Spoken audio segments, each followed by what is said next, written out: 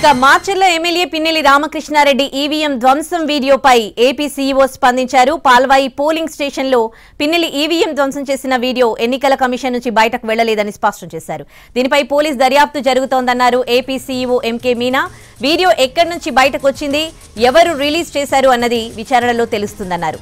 20వ తేదీ నుంచి 25వ తేదీ నుంచి స్ట్రాంగ్ రూమ్లను పరిశీలన చేస్తామన్నారు MK Meena.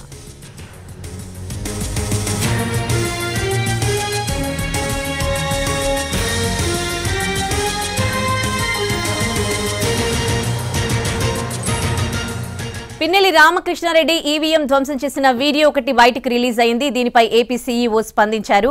Macherla MLA Pinnelli Ramakrishna Reddy EVM ధ్వంసం చేసిన వీడియో తాము బయటకి రిలీజ్ చేయలేదని చెప్పారు. ఇక ఇదే అంశానికి సంబంధించి పూర్తి డీటెయిల్స్ మా ప్రతినిధి శ్రీకాంత్ అందిస్తారు.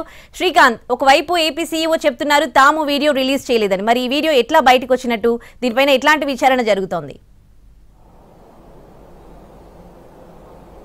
ఏపీలో గత 2 రోజులుగా కూడా రాజకీయ ప్రకంపనలకు కేంద్రంగా మాచర్ల ఎమ్మెల్యే పిన్నెల్లి రామకృష్ణారెడ్డి ఈవీఎం పగలగొట్టిన దానికి సంబంధించిన వీడియో అనేది ప్రధానంగా అది కారణంగా మారింది. ఈ వీడియోకు సంబంధించి కూడా అటు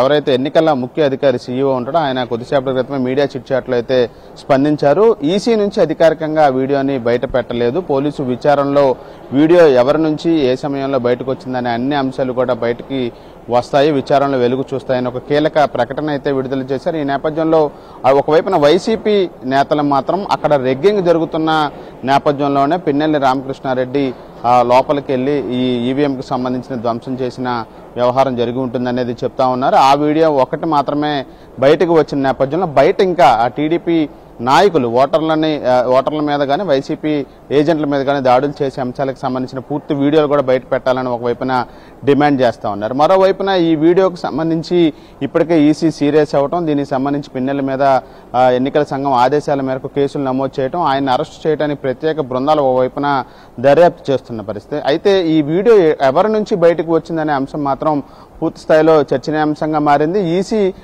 ఈసీకి సంబంధించి ఎవరైతే ఎన్నికల ముఖ్య అధికారి ఎంకే మీనా కొద్దిసేపటి క్రితమే ఈసీ నుంచి అయితే అధికారికంగా ఈ వీడియోను విడుదల చేయలేదని స్పష్టత ఇచ్చిన నేపథ్యంలో మంత్రి అంబటి రాంబాబు కూడా ఎక్స్ వేదికగా కూడా పోస్ట్ చేశారు.